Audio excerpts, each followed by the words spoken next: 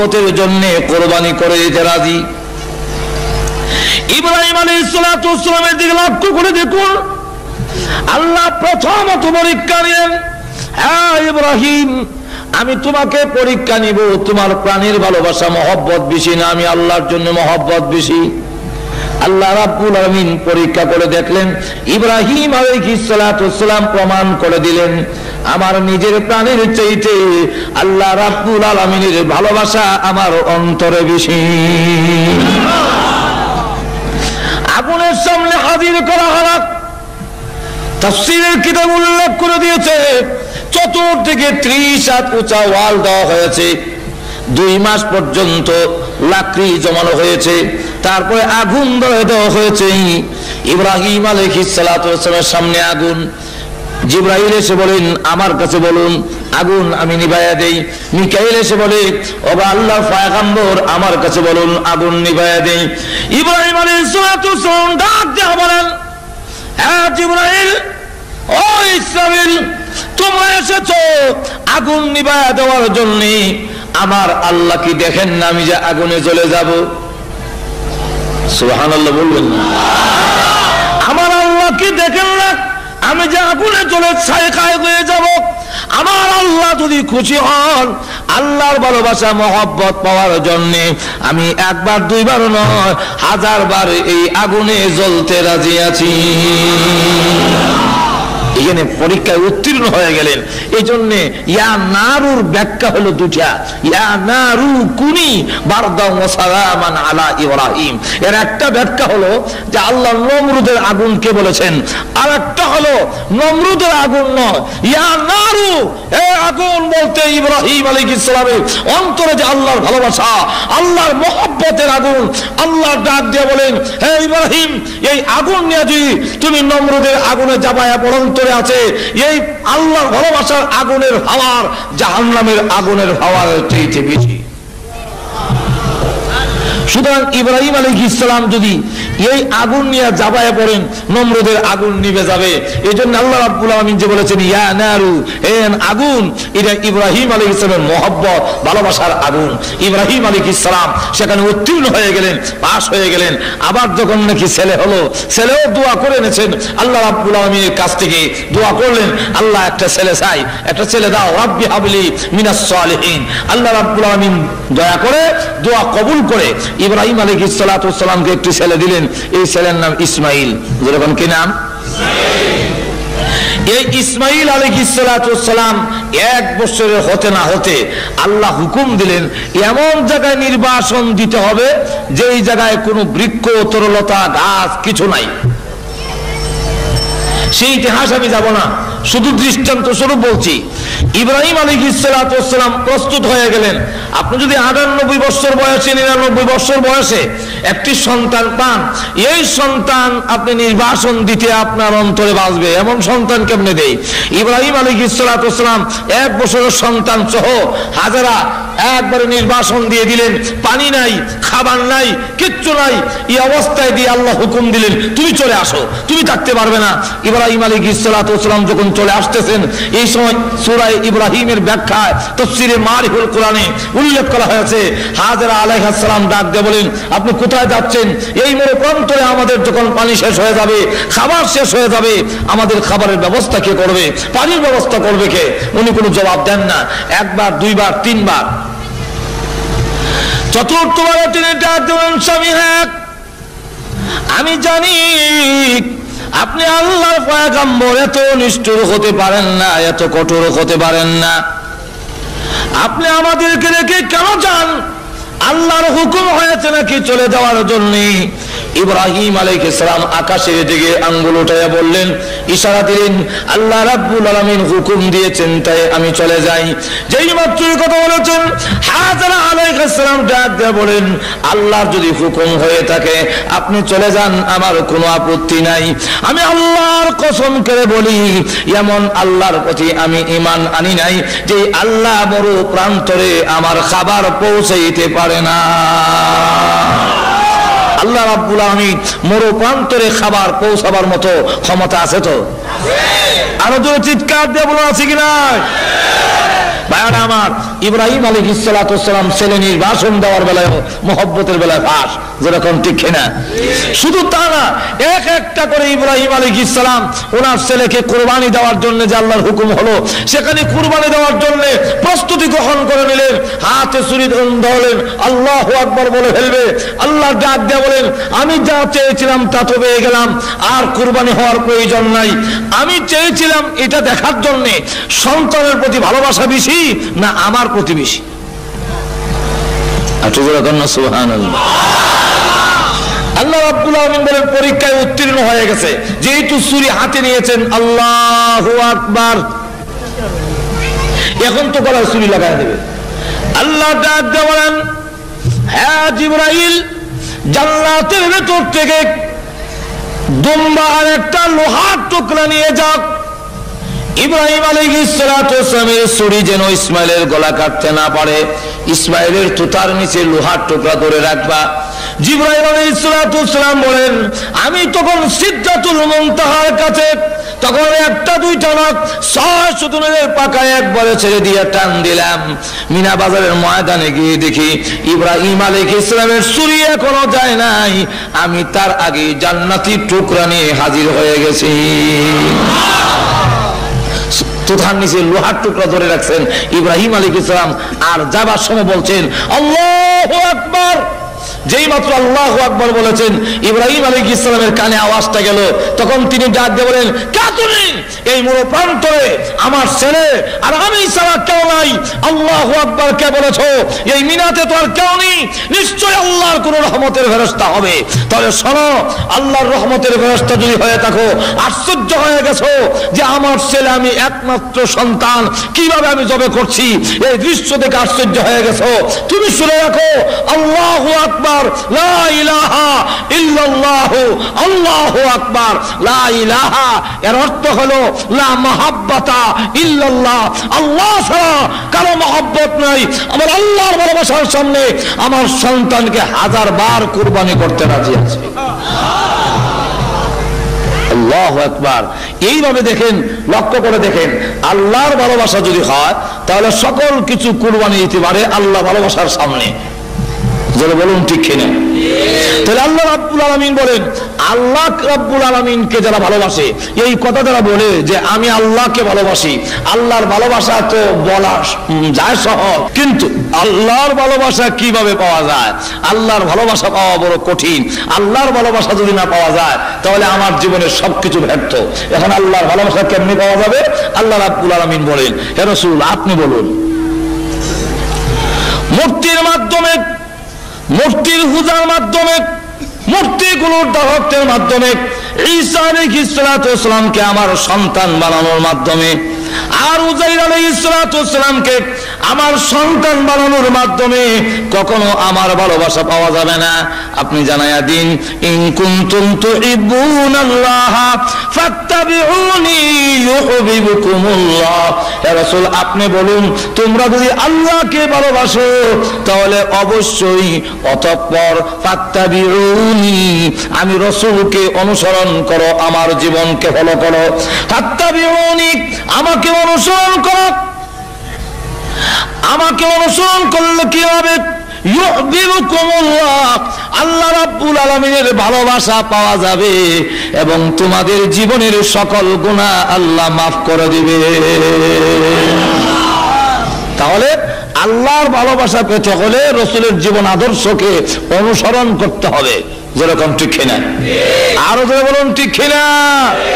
যদি আল্লাহর ভালোবাসা বলে আমি আল্লাহকে ভালোবাসি, তাহলে বলুন দেখি, মূর্তির পূজার মাধ্যমে আল্লাহর ভালোবাসা পাওয়া কি সহজ? সম্ভব? কেন? আল্লাহ রাসূল মূর্তির সামনে মাথা নত করে নাই। অতএব মূর্তির সামনে মাথা নত করে কখনো আল্লাহর ভালোবাসা যারা দাবি করে, এই দাবি হবে, কিন্তু আল্লাহর ভালোবাসা পাওয়া যাবে না। এতক্ষণ পর্যন্ত আলোচনার মাধ্যমে বোঝা গেল, আল্লাহর ভালোবাসা পেতে হলে রাসূলকে অনুসরণ করতে হবে, রাসূলের জীবনকে আমরা ফলো করতে হবে, রাসূলের জীবন আদর্শকে আমরা গ্রহণ করতে হবে। এখন রাসূলের জীবন আদর্শ গ্রহণ করব কেন? যেরকম ঠিক না?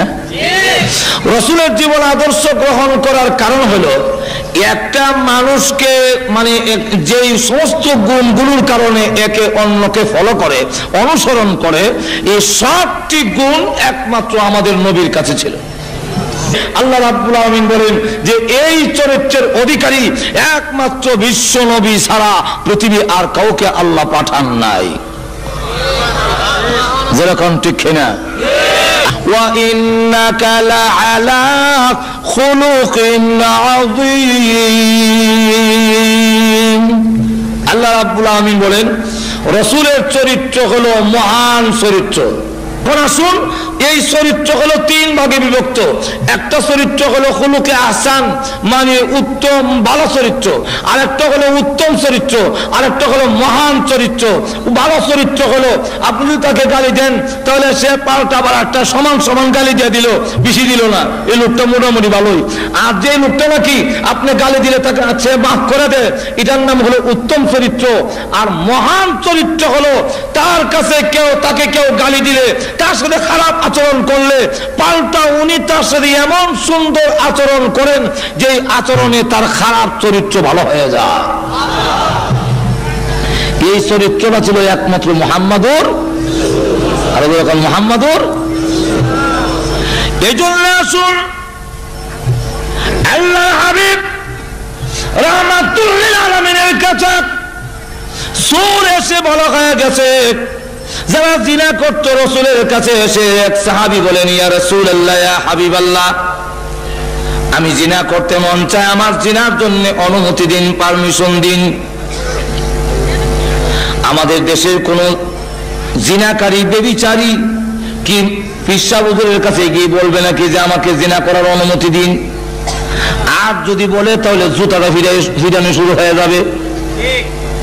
কিন্তু আল্লাহ হাবিব রাগ করলেন না, গুসা করলেন না, তাকে শুধু বললেন, ঠিক আছে, আগে বলো তোমার বোনের সাথে যদি কেউ জিনা করতে চায় তুমি পারমিশন দিবি কি? না গো হুজুর, হাত ভেঙে ফেলবো। কেউ যদি তোমার মেয়ের সাথে জিনা করতে চায় তুমি পারমিশন দিবি? হুজুর বলেন কি, ঠ্যাং ভেঙে গেলাম। তোমার মার সাথে যদি কেউ জিনা করতে চায় তুমি অনুমতি দিবি কি? হুজুর ওর মাথা ভেঙে ফেলবো। ঠিক আছে, তোমার স্ত্রীর সঙ্গে যদি কেউ জিনা করতে চায় তুমি পারমিশন দিবে কি? হুজুর ইচ্ছা দিলে সিংহে হু দেওয়ার আগে আমি নিজে হু দিলাম, কিয়ামত শুরু করে দেবে। আল্লাহ রাসূল বলেন, এবার জবাব দেখ, পৃথিবীর যত মহিলা আছে সব মহিলা চার ভাগে বিভক্ত, হয়তো কারো মেয়ে, না হয় কারো বোন, আর না হয় কারো মা হবে, না হয় কারো স্ত্রী হবে। তুমি যার সাথে জিনা করবে ওই মহিলা তো কারো বোন, না হয় কারো মেয়ে, না হয় কারো মা, না হয় কারো স্ত্রী। তোমার কাছে যেমন তোমার মার ইজ্জত আছে, তোমার কাছে যেমন তোমার স্ত্রীর ইজ্জত আছে, তোমার কাছে যেমন তোমার বোন এবং তোমার মেয়ের ইজ্জত আছে। যেই লোকের বোনের ইজ্জত নষ্ট করবে তারও তো বোনের ইজ্জত আছে, কেমনে নষ্ট করবে? তার কাছে তো খারাপ লাগবে।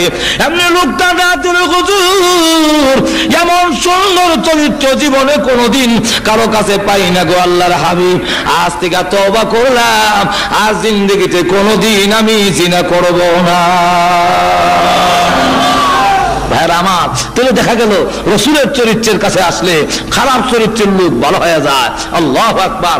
অসংখ্য ঘটনা যারা নাকি পরিবর্তন হয়ে গেল, আগে জিনা করতো এখন জিনা করবে দূরের কথা, সামান্য অন্যায় করার কারণে খালি কান্দে আর কান্দে।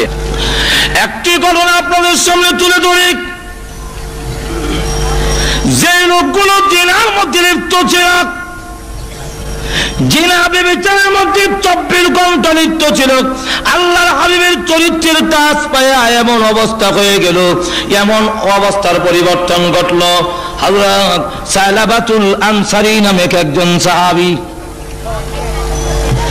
সালাবাতুল আনসারী ওনার বাড়ি হলো মদিনা, আর মক্কা থেকে হিজরত করে এসেছেন, তার নাম হলো সাঈদ ইবনে আব্দুর রহমান। এই দুইজনকে রাসূল ভ্রাতৃত্ব করে দিয়েছেন, তোমাদেরকে ভাই ভাই বানায়া দিলাম, এক ফ্যামিলিতে চলাফেরা করবে। তবুকের যুদ্ধের সময় আল্লাহর হাবিব রাহমাতুল আলামিন যুদ্ধের মধ্যে চলে গেলেন, আর সাঈদ ইবনে আব্দুর রহমানকে সাথে নিয়ে গেলেন। সালাবাতুল আনসারী রাদিয়াল্লাহু আনহু ওনার ফ্যামিলির দায়িত্ব গ্রহণ করে নিল।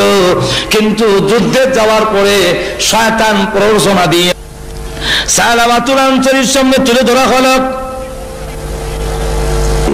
সালাবা, সাঈদ ইবনে আব্দুর রহমানের স্ত্রী বড় সুন্দরী, স্বামী বাড়িতে নাই, বিরাট বড় সুবর্ণ সুযোগ। এই প্রলোভন দিয়ে পর্দার ভিতরে নিয়ে গেল। সালাবা ওই মহিলার হাত গিয়ে ধরেছে, যেই মাত্র টান দিল, মহিলা ডাক দিয়ে বলে, সালাবা রে, তোর কি আল্লাহর ভয় নাই? কিয়ামতের মাঠে কি তুই আল্লাহর সামনে দাঁড়াবে না? তোর ভাইয়ের আমানতের খেয়ানত তুই কেমনে করবি? কিয়ামতের মাঠে আল্লাহর সামনে কি জবাব দিবে? বিশ্বাসঘাতকতা এবং জিনা যদি করস। এতটুকু বলার পরে সালাবাতুল আনসারীর অন্তরে জাহান্নামের আগুনের ভয় এসে গেল। হাত ছেড়ে দিয়ে দৌড়ে পাহাড়ের কাছে গিয়ে বৃক্ষের নিচে সেজদা দিয়ে কাঁদলে, প্রভু অন্যায় করেছি, অপরাধ করেছি, মেহেরবানি করে তুমি মাফ করে দাও। এদিকে সাঈদ ইবনে আব্দুর রহমান যুদ্ধের ময়দান থেকে ফিরে আসলেন বাড়িতে। এসে দেখে সালাবাতুল আনসারী বাড়িতে নাই। তখন তিনি গেলেন, জিজ্ঞাসা করলেন, আমার ভাই সালাবা কোথায়? ওনার স্ত্রী বলেন, পূর্ব দিকে চলে গেছে।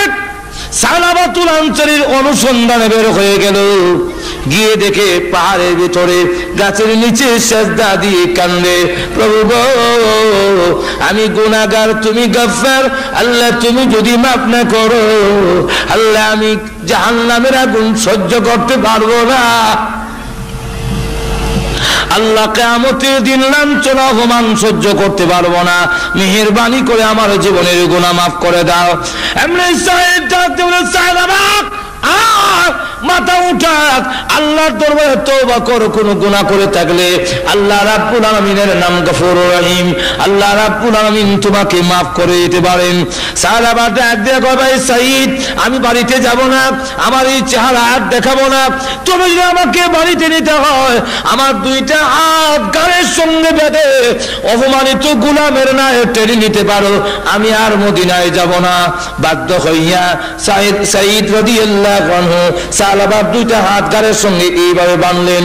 বেঁধে যখন মরা লাশের মতো, যখন নাকি মরা লাশের মতো টানে, তার মেয়ে খামসানা রাদিয়াল্লাহু আনহা দৌড়ে এসে রশি ধরে টানে আর কয়, বুড়া তো হয়েছ, বয়স তো কম হয় নাই, চরিত্র বুঝে এখনো বদলায় নাই। সুবহানাল্লাহ বলবেন না? আব্বা চরিত্র এখনো বদলায় না, আরেকজনের স্ত্রীর হাতে তুমি কেমনে ধরে? যে লোক নাকি আরেকজনের স্ত্রীর হাতে ধরে, এই লোককে এইভাবে অপমানিত গোলামের মতো টেনে নিতে হয়। বাড়ির কাছে যাওয়ার পরে ডাক দিল, সাঈদ আমাকে বাড়িতে নেওয়ার আগে চলো, আবু বকর সিদ্দিকের দরবারে যাব, আবু বকরকে জিজ্ঞাসা করব, আমার মতো গুনাহগার যদি তওবা করে আল্লাহ রাব্বুল আলামিন মাফ দিবেন, আল্লাহ আমাকে মাফ দিবেন কিনা। আবু বকর সিদ্দিক রাদিয়াল্লাহু আনহুর কাছে গিয়ে দাঁড়িয়ে বলতে লাগলেন, আবু বকর, অন্যায় করেছি নফসের ধোঁকায়, শয়তানের ধোঁকায়, আমি যদি তওবা করি আল্লাহ রাব্বুল আলামিন আমাকে মাফ দিবেন কিনা। আবু বকর সিদ্দিক বলেন, মাফ দেওয়া না দেওয়া এটা আমার ব্যাপার নয়, আল্লাহ রাব্বুল আলামিনের ব্যাপার। আল্লাহ মাফ দিবেন কিনা আমি জানি না, তুমি আমার বাড়ি থেকে বের হয়ে যাও। রাস্তায় গিয়ে ডাক দিয়ে বলে, এরে সাঈদ, আবু বকর আমাকে বিদায় করতে পারে, আমি কিন্তু নৈরাশ হই না, আমাকে নিয়ে চলো ওমরের দরবারে। ওমরকে জিজ্ঞাসা করব আমার মতো নাফরমান যদি তওবা করে আল্লাহ রাব্বুল আলামিন মাফ দিবেন কিনা। হযরত ওমর রাদিয়াল্লাহু আনহু আরো গরম, ওনার কাছে গিয়ে যখন বললেন, আবু বকর সিদ্দিক ওমর রাদিয়াল্লাহু আনহু বলেন, মাফ দিবেন কি দিবেন না আমি জানি না, তুমি আমার দরবার থেকে বের হয়ে যাও। তখন ওনার রাস্তায় বের হয়ে গিয়ে বলে, সাইদ আমাকে ওমর বিদায় করে দিতে পারে, আমি আল্লাহর রহমত থেকে নারাজ হব না, আমাকে নিয়ে চলো আলীর দরবারে, আলীকে জিজ্ঞাসা করবো আমার মতো গুনাহগারকে মাফ দিবে কিনা। আলী রাদিয়াল্লাহু আনহু শোনার পরে তিনিও বললেন, মাফ দেওয়া না দেওয়া আল্লাহর ব্যাপার, আমি জানি না, আপনি আমার বাড়ি থেকে বের হয়ে যান। রাস্তায় গিয়ে ডাক দিয়ে বলে, আরে সাইদ আমার ইচ্ছা ছিল রাহমাতুল লিল আলামিন যেন আমার আলোচনা আমার কথাটা না শুনে তাহলে লজ্জা হবে। আবু বকরের কাছে গেলাম, বের করে দিয়েছে। ওমরের কাছে গিয়েছি, তিনিও বের করে দিলেন। আলীর কাছে গিয়েছি, আলী বের করে দিলেন। এবার বাধ্য হয়ে চলো রাহমাতুল লিল আলামিন দয়াল নবীর কাছে। আমার মনে হয় রাহমাতুল লিল আলামিন তার গুনাহগার উম্মতকে বিদায় করবে না। চলো রসুলের দরবারে যাই। রসুলের সামনে দাঁড়ায়া বলেন, ইয়া রাসূলুল্লাহ, ইয়া হাবিবাল্লাহ, ওগো আল্লাহর হাবিব, আমার মতো গুনাহগার আল্লাহ রাব্বুল আলামিন মাফ দিবেন কিনা, মাফের কোনো ব্যবস্থা আছে কিনা। রাসূলুল্লাহ বলেন, সাহাবা মাফ দেওয়া না দেওয়া আল্লাহর কাজ, আমি জানি না তোকে মাফ দিবেন কিনা, কিন্তু আমার রাগ হলো বিশ্বাসঘাতকতা কেন করলে, আমার সাহাবীর স্ত্রীর সঙ্গে বিশ্বাসঘাতকতা কেন করেছো, তোমার মতো সাহাবী আমার বাড়ি থেকে বের হয়ে যাও।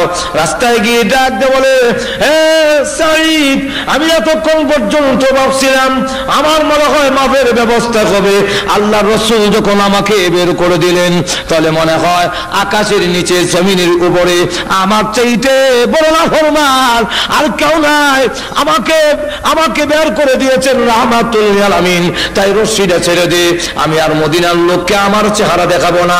সাইদ তখন রশি ছেড়ে দিল, তার মেয়ে রশি ছেড়ে দিয়ে ডাক দিয়ে বলে, হে আব্বা, ঘুরে ঘুরে দেখেছে আবু বকর তোমার প্রতি নারাজ, ওমর তোমার প্রতি নারাজ, আলী তোমার প্রতি নারাজ, এমনকি রাহমাতুল লিল আলামিন পর্যন্ত তোমার প্রতি নারাজ।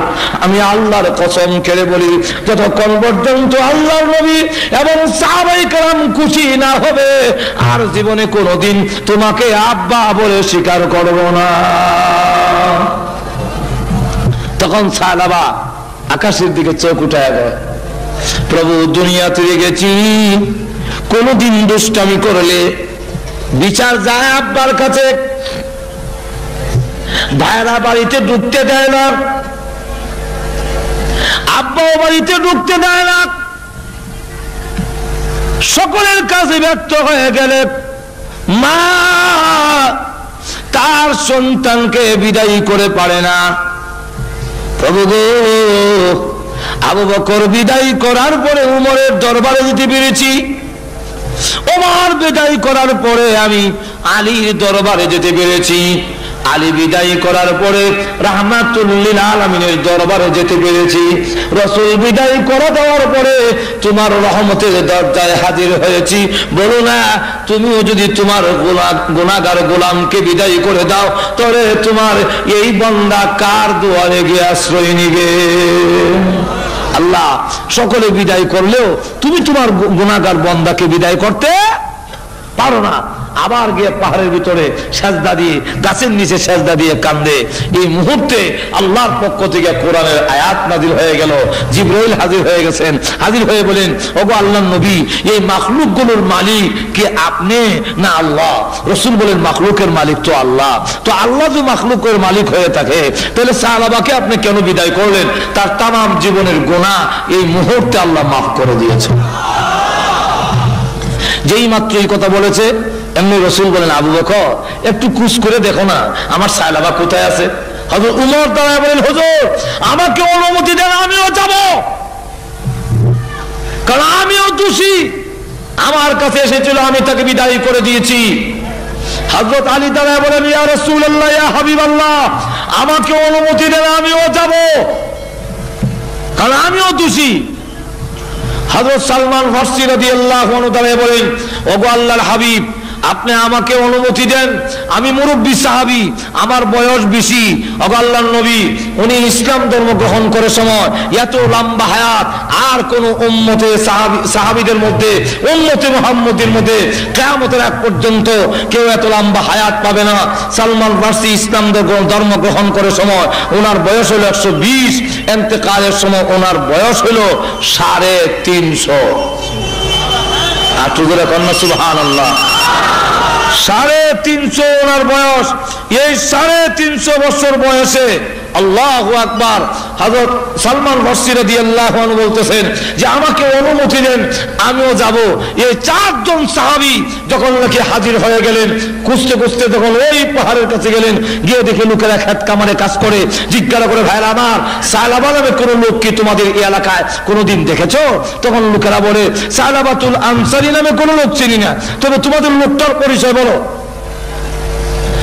ওনারা বললেন, জাহান্নামের আগুনের ভয়ে কান্দে, কিয়ামতের মাঠের ভয়ে কান্দে, এমন কোন লোকের কোন সন্ধান কি তোমাদের নজরে পড়েছে? তখন তারা বলল, লোকটা দেখি নাই, কিন্তু আমরা ঘুমায় গেল ওই পাহাড়ের ভিতরে গুনগুন সুরে একটা লোক কাঁদতে থাকে, তার কান্নার আওয়াজে আমাদের ঘুম ভেঙে যায়, আমরা ঘুমাতে পারি না। আমাদের মনে হয় তোমাদের লোকটা সেই লোকটাই হবে। আবু বকর সিদ্দিক রাদিয়াল্লাহু আনহু বলেন, ওমর চল যাই, গিয়ে দেখি। তখন গভীর রাত্রে গিয়ে দেখে সাজদা দিয়া কান্দে, প্রভু গুনাহ করেছি, অন্যায় করেছি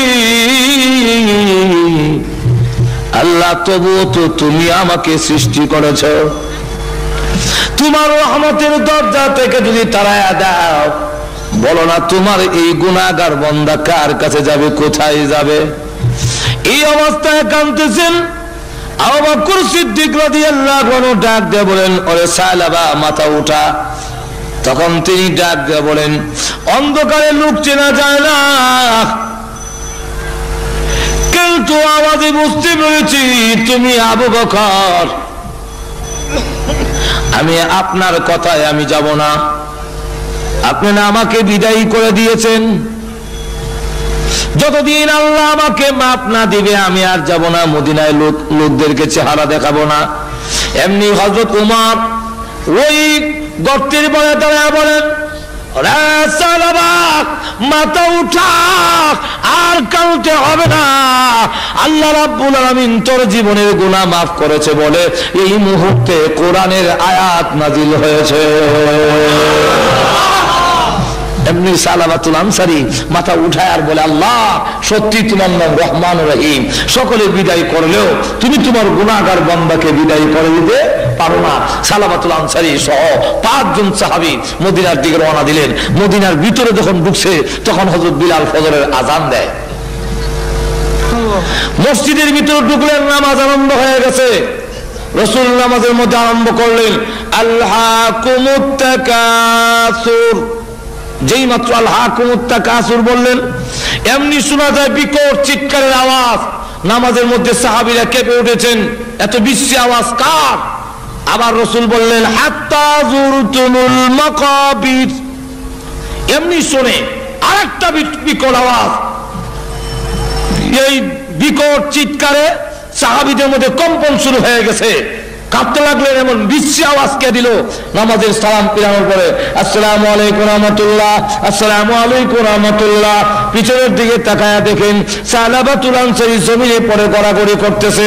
আল্লাহর হাবিব দৌড়ে গেলেন, কাছে যাওয়ার পরে এমনি নড়াচড়া বন্ধ হয়ে গেছে। রাসূল বলেন, সালমান আমার সালাবার ফালস পরীক্ষা করে দেখো, মুখে পানি দাও, মাথায় পানি দাও। এমনি সালাবাতুল হযরত সালমান ফারসি রাদিয়াল্লাহু আনহু ফালস পরীক্ষা করে বুকে হাত দিয়ে বলেন, ওগো আল্লাহর নবী, আপনার সাহাবী সালাবাতুল আনসারীর মুখে আর পানি দেওয়ার কোনো প্রয়োজন নাই, মাথায় পানি দেওয়ার প্রয়োজন নাই। সালাবাতুল আনসারী কলিজা ফেটে চিরদিনের জন্য এই পৃথিবী থেকে বিদায় হয়ে গেছে। রাসূল তখন বলেন, তোমরা গোসল দাও, কাপড় পরাও, আমি রাসূল নিজে তার জানাজার নামাজ পড়াবো। এই মুহূর্তে দৌড়ে তার মেয়ে খামসা রাদিয়াল্লাহু আনহা বুকে জড়ায়া দৌড়লেন, আব্বা গো, আমি অন্যায় করেছি, আমি অপরাধ করেছি, আমি বলেছিলাম সাহাবীরা রাহমাতুল খুশি না হলে তোমাকে আব্বা বলে স্বীকার করবো না। তুমি তোমার অঙ্গীকার পুরা করেছো, রাসূলকে খুশি করেছো, সাহাবায়ে কেরামকে খুশি করেছো, এমনকি আল্লাহকে পর্যন্ত খুশি করেছো। কিন্তু আমি যে জীবনের জন্য আমার আব্বা হারালাম, আমি আর জীবনে কাকে আব্বা বলে ডাকবো, আমি আর কাকে আব্বা বলবো? এইভাবে যখন কাঁদতে লাগলেন, রাসূল কাছে গিয়ে বলেন, খামসানা, আর কান্দিস না, তোর কান্না আমার বুকে দারুণ ব্যথা হয়, দারুণ কষ্ট হয়। যদিও সালাবাতুল আনসারী পৃথিবী থেকে বিদায় হয়ে গেছেন, আমি মুহাম্মদ তো বিদায় হয়ে যাই নাই, বাকি জিন্দেগীর জন্য আমি রাসূল তোর আব্বা হয়ে গেলাম। যেই মাত্রই কথা বললেন, রাসূল বললেন, তোমরা কাফন পরায় নাও। কাফন পরালেন, রাসূল নিজে জানাজার নামাজ পড়ালেন। লাশ সামনের দিকে যায়, রাসূল লাশের সাথে সাথে কবরস্থানের দিকে যাচ্ছেন, কিন্তু উকি দিয়ে হাঁটেন, পা গুলো উকি দিয়ে, কালো আঙ্গুল ভর দিয়ে দিয়ে সামনের দিকে যাচ্ছেন। খলিফাতুল মুসলিমিন ওমর তিনি ডাক দিয়ে বলেন, ইয়া রাসূলুল্লাহ, ইয়া হাবিবাল্লাহ, আপনার পাটা জমিনে ফালান না কেন? আঙ্গুলে ভর দিয়ে হাঁটলে এত তো আপনার কষ্ট হয়, আপনি পুরা পা জমিনে ফালান না কেন? রাসূল বলেন, হে ওমর, জানো না আমার সাল, আমার তওবা আল্লাহর দরবারে এমন ভাবে কবুল হয়েছে, আল্লাহ খুশি হইয়া তার জানাজার আশেপাশে এবং এই এলাকার ভিতরে এত রহমতের ফেরেশতা নাযিল করেছে, আমি পুরা পাউটা জমিনে লাগাবো, এতটুকু জায়গা এই এলাকার ভিতরে খালি না। আমার এই হলো সাহাবায়ে কেরামের অবস্থার পরিবর্তন। এই পরিবর্তনটা করেছে রাসূলের উত্তম চরিত্রে, মহান চরিত্রে, যেরকম কে চরিত্রে। সুতরাং বিশ্বের মানুষেরা, তোমরা যদি ইহকালে এবং পরকালে মুক্তি পেতে চাও, তাহলে মুহাম্মদুর রাসূলুল্লাহর আদর্শকে অনুসরণ করো, রাসূলের জীবনীকে তোমরা অনুসরণ করো।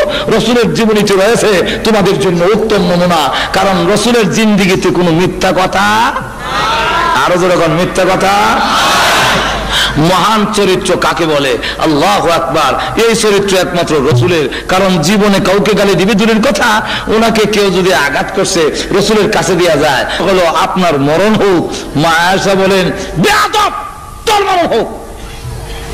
রাসূল বলেন, আয়েশা, জীবনে কোনোদিন কাউকে এমন শক্ত কথা বলবে না, আল্লাহ নম্র এবং ভদ্রকে ভালোবাসে।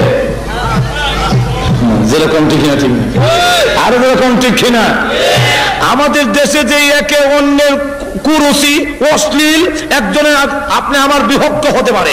আল্লাহ রাসূলের চরিত্র হলো একজন তার প্রতিদ্বন্দ্বী যিনি, তার মোকাবেলা যিনি আছেন, তার প্রতিপক্ষ যিনি, সেই দুশমনকে রাসূল কোনোদিন গালি দেননি, রাসূল কোনোদিন অশ্লীল কথা বলেননি। সুতরাং যদি আজকে আমাদের সর্বক্ষেত্রে রাসূলকে অনুসরণ করা যায়, তাহলে দেখা যাবে আমাদের মধ্যে যে একে অন্যের কাটা ছড়ি, একে অন্যের সাথে যে আচরণ, এটা থাকবে না, গোটা সমাজের মধ্যে শান্তি প্রতিষ্ঠিত হবে। যেরকম ঠিক না, ঠিক না ভাইরা আমার? হুজুর সাল্লাল্লাহু আলাইহি ওয়াসাল্লামের কাছে এক লোক টাকা পাবে, বলবো না অসুবিধা হচ্ছে নাকি? টাকা পাবে, রাসূল তার কাছ থেকে কর্জ আনছিলেন, ঋণ আনছিলেন। মনে করেন দেওয়া হবে আজকে, যেমন শুক্রবার গেল, আগামী সোমবারে দেওয়া হবে। সে রবিবারে কি রাসূলের গলার মধ্যে একটা চাদর পেঁচানো, চাদরের এক মাথার ধরে পিছন থেকে এমন জোরে টান দিল, রাসূলের গলায় ফাঁসি লেগে গেছে। ফাঁসি লাগছে বলে তো চেহারার রং পরিবর্তন হয়ে গেছে, আর চোখগুলো চোখের মধ্যে রক্ত জমে গেছে। রাসূল পিছনের দিকে তাকায় দেখলেন হাওলাদার, তুমি আসছো, আচ্ছা ঠিক আছে। খলিফাতুল মুসলিমিন উমর রাগে গুসায় সহ্য করতে না পারে, বেয়াদব কোথাকার, রাসূলের সামনে রাসূলের পারমিশন ছাড়া আমরা কিছু করি না, আর না আমি তোর দেহ থেকে মাথা এখন বিচ্ছিন্ন করে দিতাম। যেরকম ঠিক না? রাসূলকে গালি দিলে সাহাবীরা ছেড়ে দিব? যেরকম না ছেড়ে দিবে? আল্লাহু আকবার। আবু বকর সিদ্দিকের নামে এক লোক গিয়ে কেস দিছে। আবু বকর সিদ্দিকের নামে কেস, এক ইহুদি, হুজুর আপনার আবু বকর সিদ্দিক আমাকে চট দিয়েছে, আমি ড্রেনে পড়ে গেছি, এই দেখেন আমার চামড়া উঠে গেছে, এর জন্য বিচার প্রার্থী হইলাম। রাসূল বলেন নামটা ভুল করেছো, নামটা মনে হয় আবু বকর নয়, নামটা উমর হবে, কারণ সর দেওয়া উমরের কাম, আবু বকর করে সর দেয় না। ওই ইহুদি ডাক দিয়ে না, আমি আবু বকরও চিনি ওমরও চিনি, আজকের সরটা আবু বকরই দিয়েছে। রাসূল বলেন আবু বকর যদি দিয়ে থাকে, আর তুমি ইসলামিক কোডে বিচার দিয়েছো, ইসলামিক কোডে মুসলিম অমুসলিম এর মধ্যে কোনো তফাৎ নাই। উঠিস গেল, আবু বকর তোমার নামে কেস হয়েছে? আবু বকর সিদ্দিক বলেন আসসালামু আলাইকা ইয়া রাসূলুল্লাহ, ওই ইহুদিটাকে একটা চর দেওয়ার পারমিশন আমাকে দিন।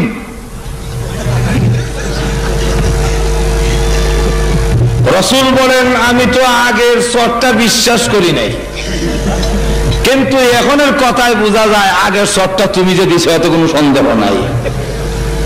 যেরকম ঠিক না, যেই মাত্র এই কথা বলেছে এমনি আবু বকর বলেন জি হুজুর আগের তো আমি দিছিলাম। তো তুমি তো জীবনে কোনোদিন গালি দাও না, কাউকে আঘাত করো না, আজকে তুমি কেন চর দিলে?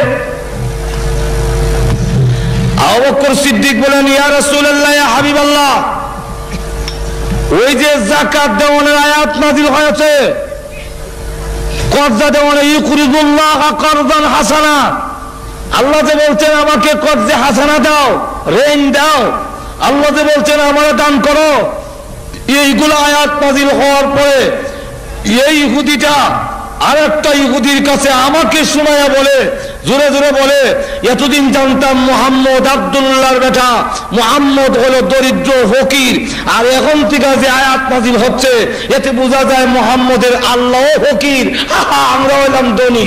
জোরে কন্যা নাউযুবিল্লাহ।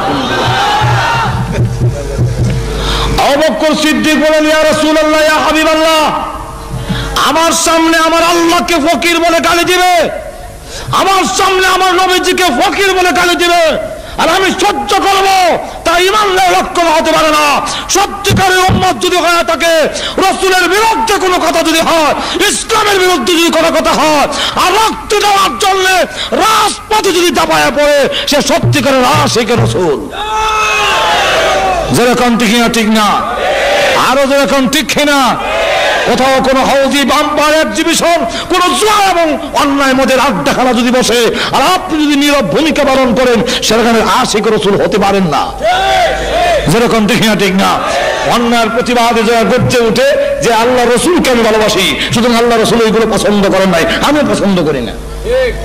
যেরকম ঠিক না, হ্যাঁ আমার লক্ষ্য করে দেখুন, আবু বকর সিদ্দিক কয় আমার কাফেররা বহু গালি দিছে, আমার কলিজার টুকরা আদরের সন্তান হযরত আয়েশার উপরে ওরা জিনার তহমত উঠাইয়া দিয়েছে, কিন্তু আমি সহ্য করেছি, গালি দেইনি, কিন্তু রসুলকে দিলে যেরকম ঠিক না, কোথায় নাকি গালি দিছে আল্লাহ এবং তো রসুলকে, হ্যাঁ ইহুদি, আচ্ছা আমার না ওই গালি দিলে, কিন্তু আল্লাহর মধ্যে তো কোনো ইখতিলাফ নাই, আল্লাহ তো তোমরা যেরকম ঠিক না, ইহুদিরা কি আল্লাহ মানে না? আর তুই যেরকম মানে না, তো ইহুদি তুমি তো আল্লাহ মানো, আল্লাহ কি ফকির বললে কেন? এমনি সেই ইহুদি লোকটা তারা কয় ওগো আল্লাহর নবী, আমি জীবনে আল্লাহকে গালি দিই না, আল্লাহকে গালি দিব আমি কি পাগল নাকি? রাসূল বলেন আবু বকর তুমি বলতেছো গালি দিয়েছে, সে বলে গালি দেয় নাই, এখন এই যে ইখতিলাফ লাগলো, এখন তো কোর্টে কেস হয়ে গেছে। আবু বকর সিদ্দিক বলেন হুজুর আমার নাম যে শেখদা সিদ্দিক উপাধি, যার অর্থ হলো চিরন্তন সত্যবাদী, এটা আল্লাহর পক্ষ থেকে তো আমার লাগানো হয়েছে, আপনি তো জানেন আমি মিথ্যা বলি না। রাসূল বলেন খুব জানি তুমি মিথ্যা বলো না, কিন্তু কোর্ট তো এই সিদ্দিক দিয়ে চলে না, কোর্ট তো নীতিমালা আছে, যেরকম ঠিক না। কোরের ইসলামে কোরের বিধান হলো আল বাইয়িনাতু আলাল মুদ্দাই ওয়াল ইয়ামিনু আলা মান আনকার। ইসলামী কোরের নীতিমালা হলো যে নাকি বাদী হবে তার পক্ষে দুজন সাক্ষী উপস্থাপন করতে হবে, বিবাদীর উপর দুজন সাক্ষী লাগবে।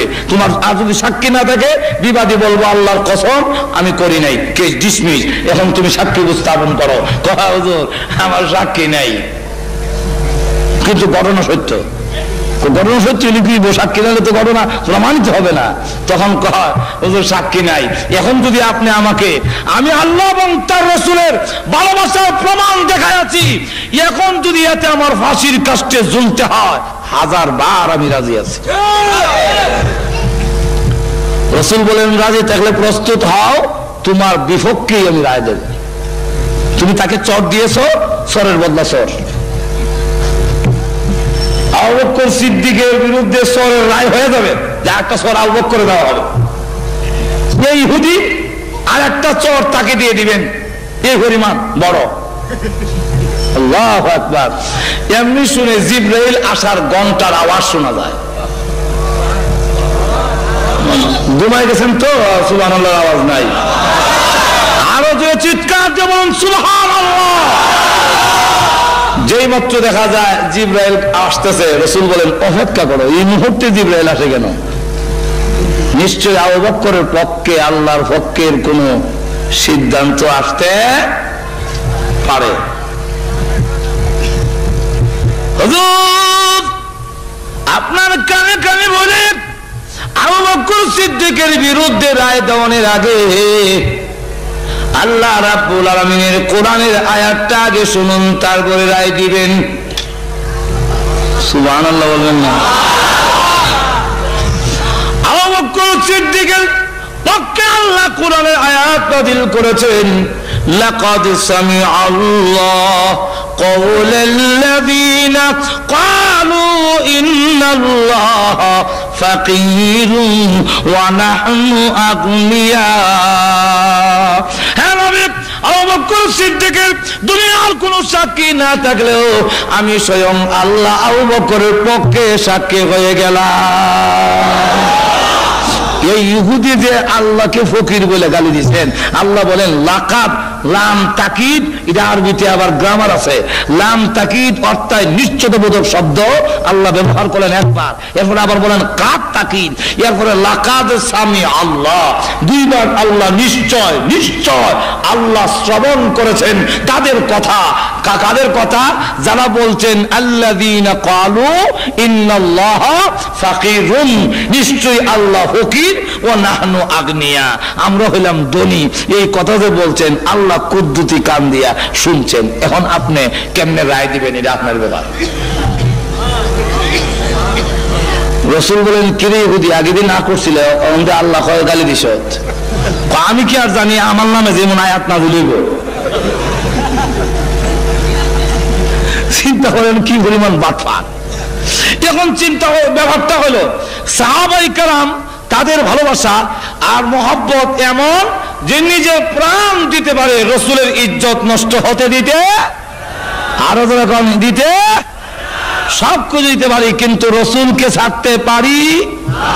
আল্লাহু আকবার। সাহাবায়ে কেরাম মা ছাড়তে রাজি, বাবা ছাড়তে রাজি, আত্মীয় স্বজন ছাড়তে রাজি, কিন্তু নবীজি ছাড়তে রাজি না। যুদ্ধের হিজরতের সময় মক্কা থেকে মদিনা যায় এক সাহাবী, ওনার নাম আবু সালমা। উনি সন্তান আসছিল এবং সে গোষ্ঠীর লোকেরা সন্তান আটকাই দিছে, আর শ্বশুর গোষ্ঠীর লোকেরা ওনার বউ নিয়ে গেছে। উনি দ্বারা কাফেরেরা, তোমরা মনে করছো আমার বউ নিয়ে গেলে, আমার সন্তান নিয়ে গেলে আমি মদিনায় হিজরত করব না, ধন সম্পদ যা আছে সব মদিনায় রেখে আসছি। আর এখনের কথা হলো, শোনো, এখন কথা হলো যে আমার সন্তান আটকাই দিয়েছো, আমার স্ত্রী আটকাই দিয়েছো, তোমরা জানো না আল্লাহ রসুলকে যে আমরা কত ভালোবাসি।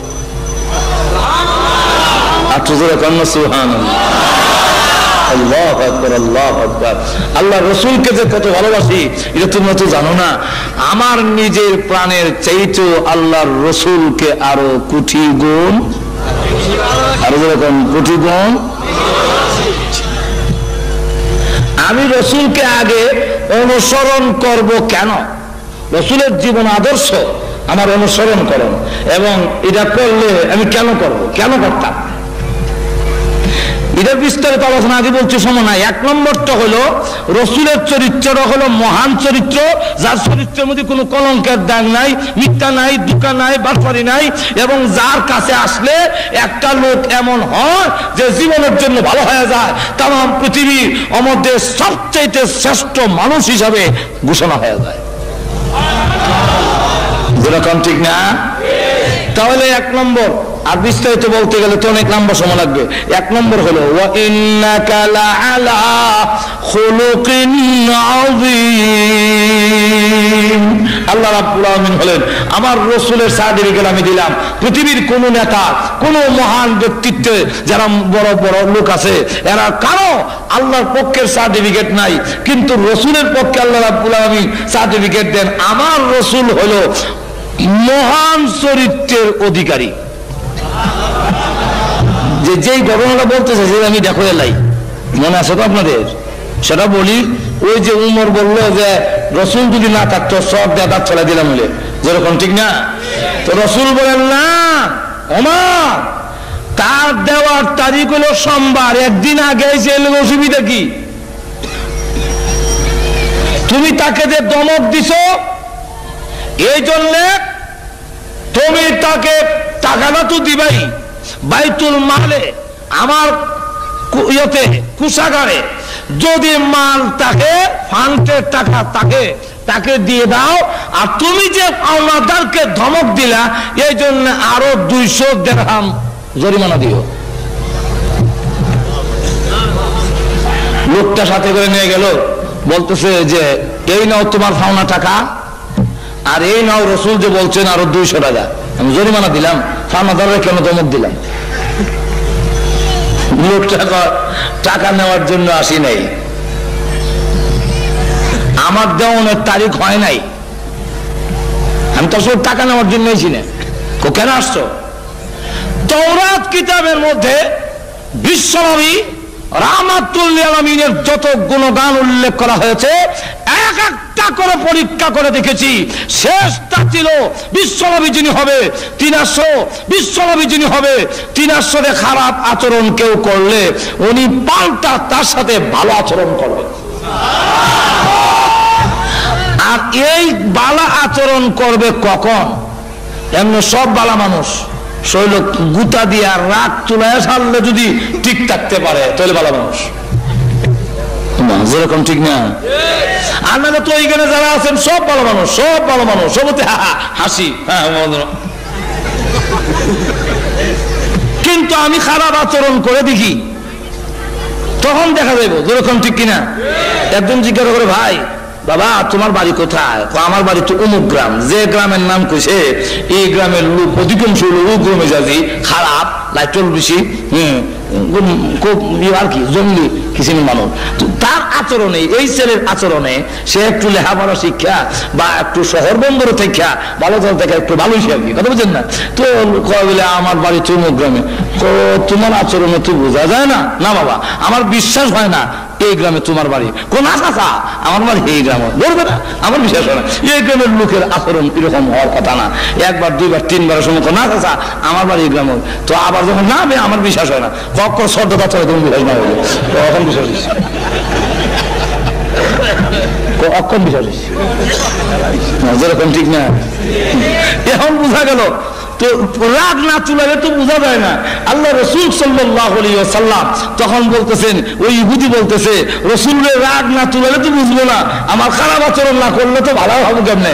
এই জন্য আমি পিছনের চাদর ধইরা এমন জোরে টান দিলাম, দিয়া বললাম টাকা আনবার সমানো দিবার সময় বুঝি মনে থাকে না। এই কথা বলার পরে আমার ভাব হইলো 2টা চোর, যেরকম ঠিক না ঠিক না?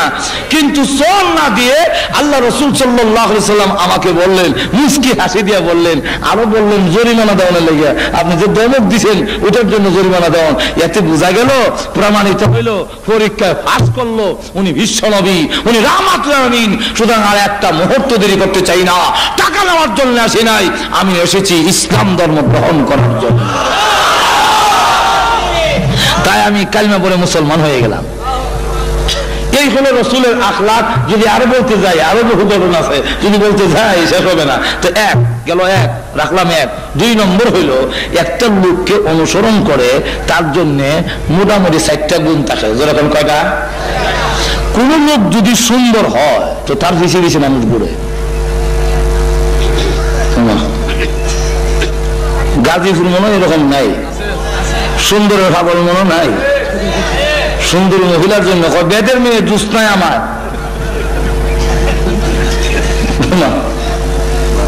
বেদের মায়া আমি জানিও না, দেখছিও না, শুনি না, কিন্তু মাঝে মাঝে শুনি। একদিন এক ছেলে দেখি এমন প্রিয় ছিল, ছোট্ট একটা বাচ্চা দেখি এরকম করে কি বল বেদের মেয়ে জুস্তায় আমায় পাগল করে আছে। এই বেদের মেয়ে জুস্তায় আমার পাগল করে আছে। বেদের মেয়ে সুন্দর দিকে ভালো লিখেছে বাদ দিয়া যা যাব। সুন্দরের জন্য একজন আরেকজনকে অনুসরণ করে, পুরুষ হোক নারী হোক, যেরকম ঠিক না ঠিক না, সুন্দরের জন্য তার কাছে সবকিছু ছেড়ে দিয়া। ও বিশ্বের মানুষেরা, সুন্দরের কারণে যদি কাউকে অনুসরণ করতে হয় তাহলে একমাত্র ব্যক্তি হলো মুহাম্মদুর রাসূলুল্লাহ সাল্লাল্লাহু আলাইহি ওয়াসাল্লাম। মুহাম্মদের চাইতে সুন্দর আকাশের নিচে জমিনের উপরে আল্লাহ কাউকে সৃষ্টি করেন না। সুতরাং রসুলের সুন্দর। হাসান হুসাইন বলে না না এই করতে ঘরে যাবো, একটু লাইট দেন না, অন্ধকার। রসুল বলেন লাইট দেবো করতে গিয়া, চুলা তুই আগুন নাই, তোমরা আবার লাইট দেবো, তবে আমি যাওয়ার ব্যবস্থা করে দিই, যাও তো। কেমনি করবেন? রসুল আপনি মুচকি হাসি দিলেন। যে মাত্র মুচকি হাসি দিছেন, হাসান হুসাইন রাদিয়াল্লাহু আনহুমা বলেন যে আমরা এই ঘর থেকে ওই ঘরে আলুর মাঝখান দিয়ে দৌড়ে চলে গেছি। আকাশে বিদ্যুৎ চমকাইলে যেভাবে জিলহি দিলে যেভাবে অন্ধকার দূরীভূত হয়, নানার দাঁত মোবারক যখন বের হয়েছে বোঝা গেল আকাশে বিদ্যুৎ চমকাচ্ছে। কোন মানুষ সুন্দর ঠিকই, কিন্তু চোখটি বিলাই চোখ, যেমন টনি। কোন মানুষ সাদা ঠিকই, কিন্তু দেখতে বানরের মতো, যেমন বুশ। যেরকম ঠিক না ঠিক না। কোন মানুষ চামড়া দলা ঠিকই, তা দলা দেখেই আমি দেশ। কোন মানুষ দলা ঠিকই, কিন্তু তার গাল চাবার ভিত্তে ঢুকিয়া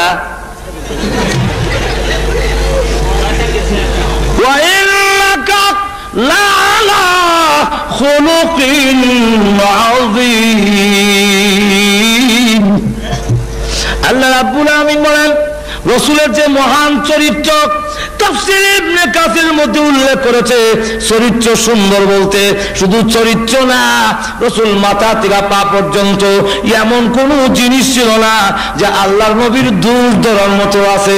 এজন্য সামাইলে তিরমিজির মধ্যে উল্লেখ করেছে আল্লাহর রসুল লম্বাও ছিলেন না, বাটিও ছিলেন না, কারণ লম্বা হইলেও দোষ, বাট্টা হইলেও দোষ। যেরকম ঠিক না ঠিক না। কিন্তু খলিফাতুল মুসলিমিন ওমর ছিলেন সাহাবীদের মধ্যে সবচেয়ে লম্বা। রসুল যখন ওমরের সাথে থাকতেন, ওমর যখন রসুলের পাশে গিয়ে দাঁড়াতেন, তখন লোকেরা তাকায়া দেখে ওমরের মাথার উপরে রাহমাতুল লিল আলামিনের মাথা দেখা যায়। কারণ হলো আবার যদি কেউ দুজন আডে আর একজন যদি বাড়ি হয়, কোন মন্ত্রী যদি এমনি আডে, আমরা দেশের প্রতি, আমরা দেশের যে প্রতিমন্ত্রী, ভূমি প্রতিমন্ত্রী, উনি যদি আনে বেটা ছুটু, যেরকম ঠিক না, যেরকম ঠিক না। এখন রসুল যদি আবার উমরের মাথা নিচে থাকে, রসুলের মাথা, তুমি খেলা করবে ওই দেখো মোহাম্মদের মাথা দিয়ে উমরের দিকে নিচে। এই জন্য এটা ছিল মুজিজা, যত লম্বাই আসুক রসুলের সামনে রসুল বড় হয়েছে। আবার মাপলে দেখা যায় লম্বা তো করে না, বাচ্চা তো করে না। আল্লাহু আকবার। এখন যদি এগুলো বলতে যায় অনেক লম্বা সময় দরকার, তো এক নম্বর হলো সুন্দরের কারণে যদি অনুসরণ করো। আল্লাহু আকবার। দুইটা সুন্দরের ওয়াজ করলো তুই যথেষ্ট। দাঁত মুবারকের কথা বললাম আর চেহারা মুবারকের কথা। কোন স্ত্রী যদি স্বামীকে সুন্দর বলে, আসল সুন্দর যেরকম ঠিক না। জামাই যদি ভিড় হয় তো জামাইরে বড় ভিড় করতে রাজি না। এক লোক ভিড়, তার স্ত্রী বলতেছে যে আমরা তো ভিড় ঠিক হই, কিন্তু ওই বাড়ির যে ভিড় উনি বড় ভিড়। কেমনি বুঝছো? দেখছি উপর দিয়ে যায় সময় উড়াল দেওয়া যায়, এক দেশ থেকে আরেক দেশে উড়াল দিয়ে চলে যায়। তো স্বামী বলতেছে না, এই ভিড় তো আমি ছিলাম। তুমি আসলা বলে এর লেগে দেখছি কোমরটা একটু বাঁকা। সে কেউ তো স্বামীকে খুব তাড়াতাড়ি একটা মারা, কিন্তু মা রাদিয়াল্লাহু আনহা বলেন আমার স্বামী রাহমাতুল আমিন এত সুন্দর, ইরশাদুল কারি ইলা সহিহুল বুখারী, ওই বুখারীর ব্যাখ্যা গ্রন্থের মধ্যে লিখেছে, মা আয়েশা বলেন অন্ধকার রজনীতে আমার ঘরে এশার নামাজের পরে আল্লাহর নবী যখন প্রবেশ করতেন তখন রাসূলের চেহারার সামনে একটা সুইচের ছিদ্র দিয়া আমি সুতা ঢুকাইতে পারতাম। আল্লাহু আকবার। ওই দিকে আমি শেষ রাখলাম, সুন্দর। 2 নম্বর হলো কারো যদি বুজুর্গ বেশি থাকে, বুজুর্গ হয়, বুজুর্গ বুঝেননি, আল্লাহর সাথে যার সম্পর্ক বেশি, কামালতি, এই লোকের পিছনে কিছু লোক আসেনি না, যেরকম আসেনি, এই লোকটা যদি আল্লাহর ওলি হয়ে যায়, শাহজালাল, মঈনুদ্দিন চিশতি, এই জাতীয় লোক যদি হয় তখন যেরকম ঠিক না, ঠিক না, তার জন্য পাগল দেওয়ানা লক্ষ লক্ষ লোক পাগল হয়ে যায়। ও দুনিয়ার মানুষ, এমন যদি হয়, এর কারণে যদি হয় তো রসুলকে অনুসরণ করতে হবে, কারণ রসুল হাত উঠাইতে দেরি, আল্লাহর দরবারে তা কবুল হইতে একটা সেকেন্ড দেরি হয় না। আল্লাহু আকবার। ওই দিকেও যদি যাই লম্বা হয়ে যাবে। আবু হুরায়রা রাসূলের দরবারে বসে কাঁদেন, তো রাসূল জিজ্ঞাসা করেন কান্দিস কেন? কান্দি, প্রত্যেক দিন আমি বাড়িতে গেলে মা আমাকে মারে আর বলে বাড়ি ছেড়ে দিতে হবে। আমি আর বুখারী শরীফের ঘটনা, আমার মা আমাকে বলছেন যে আমি মুহাম্মদের দরবার ছেড়ে দেওয়ার জন্য, আমি আমার মাকে বলছি, মা শুধু আপনার বাড়ি কেন, আল্লাহর কসম করে বলে तमाम পৃথিবী ছেড়ে দিতে পারি, কিন্তু একটি মুহূর্তের জন্য রাহমাতুল লিল আলামিনের দরবার ছাড়তে পারবো না। বুঝি মুহাম্মদকে অনেক গালিগালাজ করলো, হুজুর এতদিন কান্দি নাই, আজকে কাঁদছি, আমাকে মারো, আমাকে গালি দাও, সহ্য করি। মা ছেলেকে গালি দেয়, সহ্য করা যায়, কিন্তু আমার রাসূলকে যে গালি দিলে, এখন কি করি? রাসূল বলেন তোমার মা গালি দিলে কি করবো? সহ্য করো। কোন সহ্য করা যায় না, আপনি হুজুর মেহেরবানি করে একটু দোয়া করেন আমার মা যেন মুসলমান হয়ে যায়।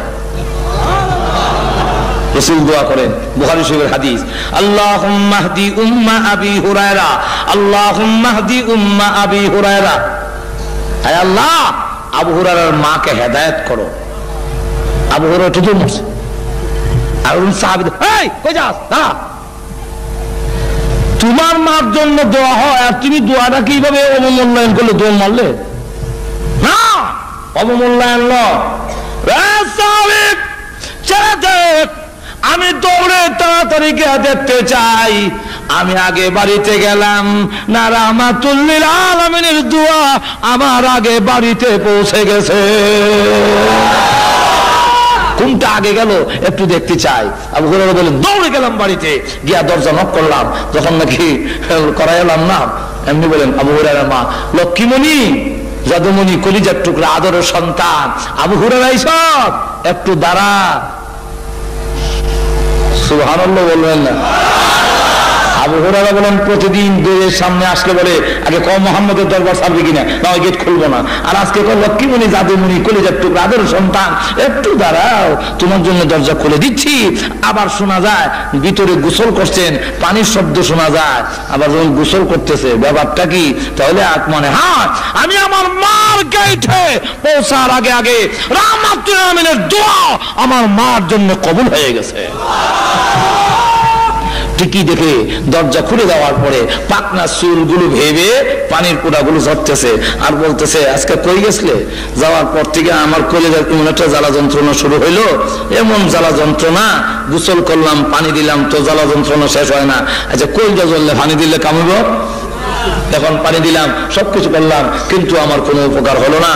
এখন আমার মন খালি বলতেছে তুই যে নবীর কাছে মুহাম্মদের কাছে গিয়ে এত ভালো হইলি, এত গালি দিলাম, এত গালি দে, কোনোদিন তো পাল্টা গালি দিস না, কোনো ধমকও দিস না, চোখ কান্দাস না। তাহলে আমার মন চায় ওই নবীকে যদি একটা নজর দেখতাম। আবু হুরায়রা মুস্কি হাসে আর মনে মনে কয় এমনে না দোয়া কবুল হইছে। বুঝছেন তো কত তাড়াতাড়ি কবুল হয়? আবু হুরায়রার মা রাহমাতুল আলামিনের সামনে গিয়ে চোখের পানি ছেড়ে দিয়ে তরতর করে কাঁপতেছে, আর ডেকে বলে আল্লাহর কসম করে বলি এত সুন্দর চেহারা জীবনে কোনোদিন দেখি নাই, এমন চেহারার লোক কোনোদিন মানুষের ক্ষতি করতে পারে না। আমি মানুষের কাছ থেকে শুনি না, শুধু গালি দিছি, আপনাকে দেখছি না কোনোদিন। আজকে প্রমাণিত হয় আপনি আল্লাহর পয়গম্বর। আর দেরি করতে চাই না, আমাকে কালিমা পড়ায় দেন, আমি এক্ষুনি মুসলমান হয়ে যাব। তাহলে যার এত সম্পর্ক আল্লাহ সাথে, এত বুজুর্গি, উনাকে অনুসরণ করো। 3 নম্বরটা হইলো আপনার মাল। আমার যদি খুব টাকা থাকে, কোটি কোটি টাকা, তো আমার পিছিয়ে দেখবেন 8-10 জন সবসময় থাকে, যেরকম ঠিক না? বড় লোকের পিছনে সবসময় লোক আছে, অভাব নাই। আমি আমার যদি দাওয়াত দেন কোন লোক, তো আমার সাথে আয় না, আসে না। আর যার লোকের টাকা কোটি কোটি কোটি কোটি, তেমনি ওটা করবি, ওটা করবি, হ্যান করবি, যে চাচা কথা মানে। তাই যদি হয়, রসুলের চাইতে বড় ধনী আল্লাহর জমিনে আর কেউ। রসুল গরিবিটা গ্রহণ করে নিছেন, রাখতেন না তো, কিন্তু রসুলের মতো ধনীদের বাস্তব প্রমাণ হইল আজ পর্যন্ত কত মন্ত্রী মিনিস্টার, আমাদের দেশের প্রাইম মিনিস্টার, প্রেসিডেন্ট, বিশ্বের বড় বড় প্রেসিডেন্টরা হজ করতে যায়, 100 উট কুরবানি দিচ্ছেন বলে আমি কারো ইতিহাস জানি না। আপনাদের জানা আছে? তদানীন্তন সময়ে রসুল জীবনে একবারই হজ করেছেন। এই হজের নাম প্রথম হজ, এই হজের নামই বিদায় হজ। কথা বুঝছেন? বিদায় হজের নামে সকলে চিনে বেশি, কিন্তু আসলে এটাই জীবনের রসুলের প্রথম হজ। আর জিন্দিগিতে হজ করেননি। রসুল যেদিন হজ করেছেন, ওই সময় আল্লাহর রাস্তায় তিনি 100 উট কুরবানি করেছেন। এবং যিনি মাটিতে হাত দিলে স্বর্ণ হয়ে যায়। তুমি আবার গরিব কেমনে? গরিব তো না। আল্লাহু আকবার। ঘটনা যদি বলতে যাই, সালমান ফার্সি যে লোকের গোলাম ছিলেন, এই লোকে বলছে তোমাকে মুক্তি দিতে পারি 3টা শর্ত। কি শর্ত? 1 নম্বর শর্ত হলো তুমি আমার বাগানের মধ্যে 100টা খেজুর গাছ লাগাতে হবে, আর 100টা খেজুর গাছ এক সমানে বড় হবে, আর একসাথে খেজুর ধরতে হবে। এটা কি সম্ভব? এটা তো বাস্তবে সম্ভব না। তো এটা যদি করতে পারো, অর্থ না দাও। 2 নম্বর হলো কয়েক কেজি, মনে করেন অন্তত 3.5 কেজি ওজনের একটা স্বর্ণের চাকা যদি দিতে পারো, তোমাকে মুক্তি দেওয়া হবে। এটা কি দেওয়া সম্ভব গোলামের? একজন সাধারণ রুজি রোজগার যে করে আপনার বাড়ি চাকর, সে কি 3.5 কেজি ওজনের স্বর্ণ দেওয়া সম্ভব? সম্ভব না। রসুলের কাছে গিয়ে বললেন, রসুলের কাছে বলার পরে বলেন ঠিক আছে, তোমার মালিকরে বলো আমি তা করে দেব। রসুল নিজ হাতে ওই সালমান ফার্সি রাদিয়াল্লাহু আনহু মালিকের বাগানে 100টা খেজুর গাছ লাগালেন, আর এই খেজুর গাছ একসাথে বড় হতে লাগলো, একসাথে ফল ধরলো, একসাথে খেজুর ধরছে, একসাথে পাকছে। এই খেজুরের বাগানে এখনো খেজুর আছে। কথা বুঝছেন? এখনো এটার খেজুরের দাম হলো সৌদি আরবে এই খেজুর কিনতে গেলে বাংলাদেশের 1500 টাকা কেজি পড়ে। আমি আনছিলাম কিছু খেজুর। এই খেজুর গাছগুলো এখনো আছে, খেজুর গাছ। এখন দেখা যাক যে অবস্থাটা হলো, এরপরে এক রসুলের দরবারে একটা ডিম পরিমাণ, আল্লাহু আকবার, একটা ডিমের সমান স্বর্ণ হাদিয়া আসছে।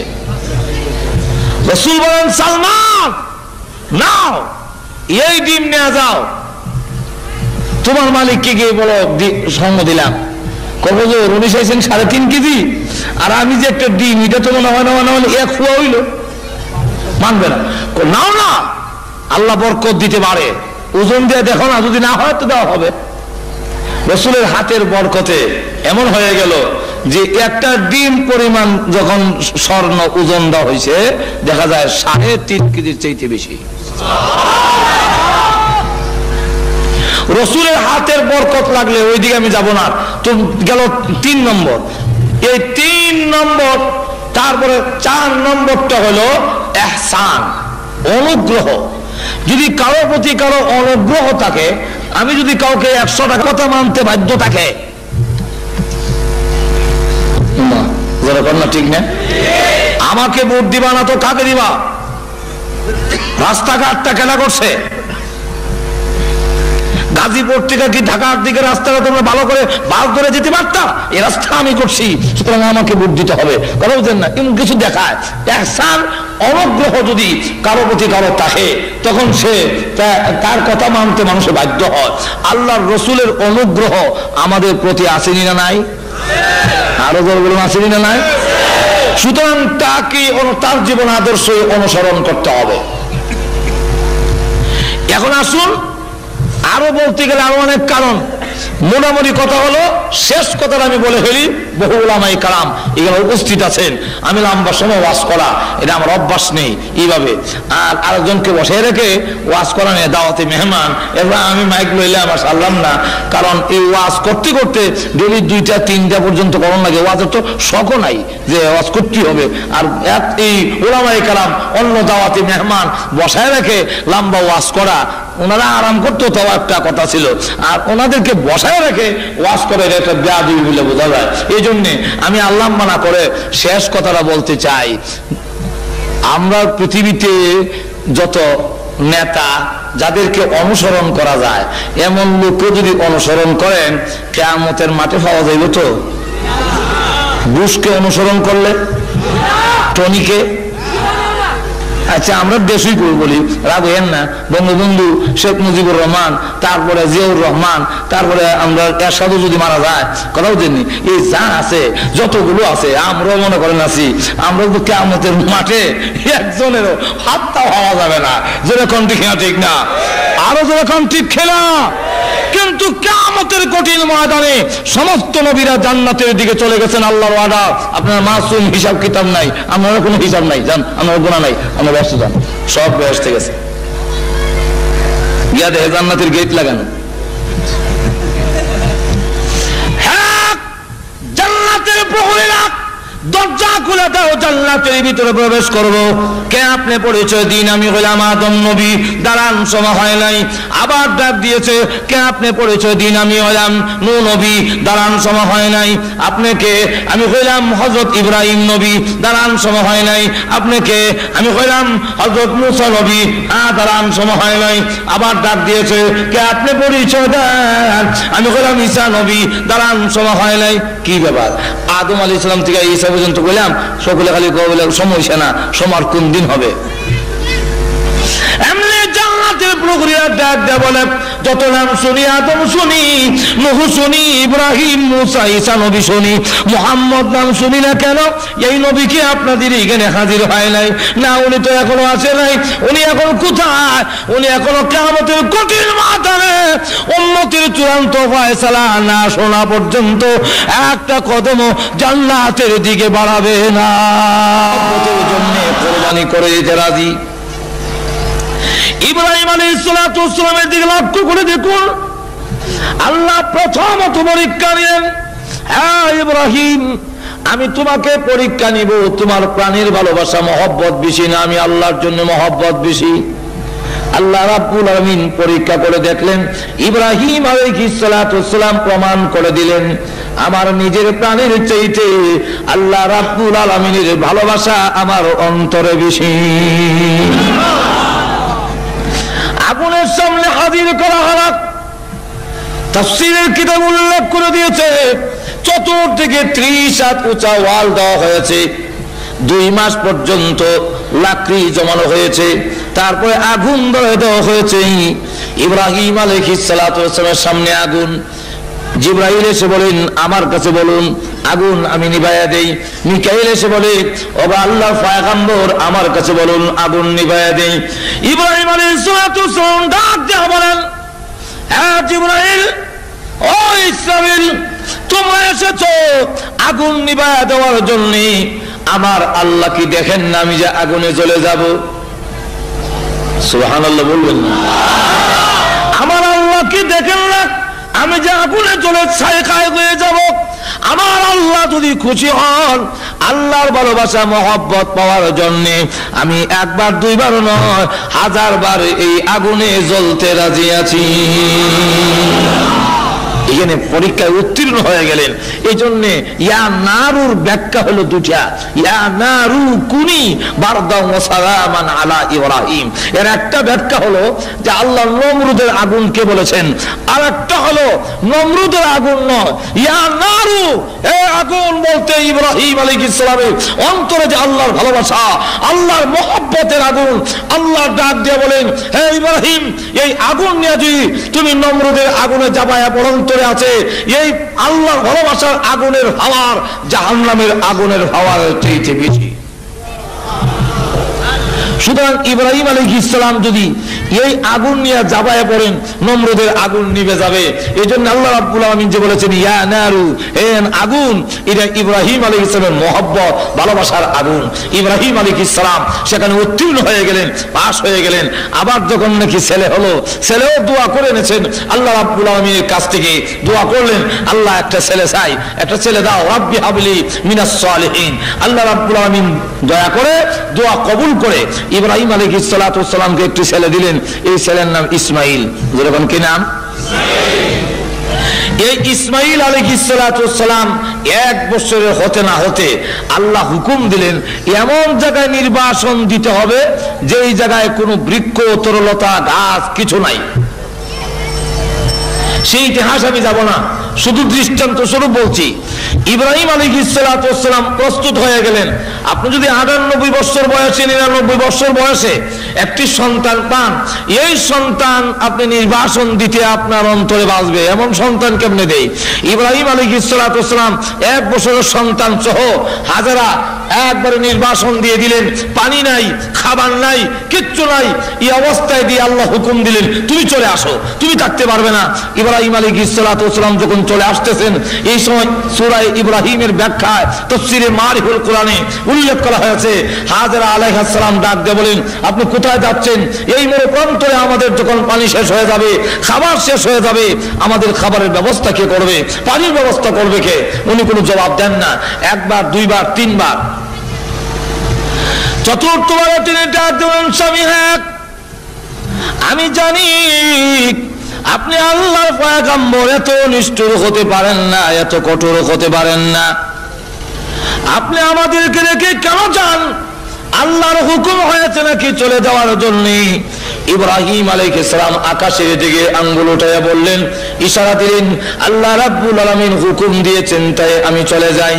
যেই মাত্র কথা বলেছেন, হাজেরা আলাইহিস সালাম ডাক দিয়ে বলেন, আল্লাহর যদি হুকুম হয়ে থাকে আপনি চলে যান, আমার কোনো আপত্তি নাই। আমি আল্লাহর কসম করে বলি, এমন আল্লাহর প্রতি আমি ঈমান আনি নাই যে আল্লাহ বড় প্রান্তরে আমার খাবার পৌঁছাইতে পারে না। আল্লাহ রাব্বুল আলামিন মরু প্রান্তরে খাবার পৌঁছাবার মতো ক্ষমতা আছে তো? আরো জোরে চিৎকার দিয়ে বলুন, আছে কি নাই?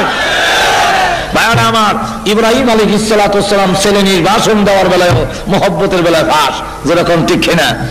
শুধু তা না, এক একটা করে ইব্রাহিম আলাইহিস সালাম ওনার ছেলেকে কুরবানি দেওয়ার জন্য যে আল্লাহর হুকুম হলো, সেখানে কুরবানি দেওয়ার জন্য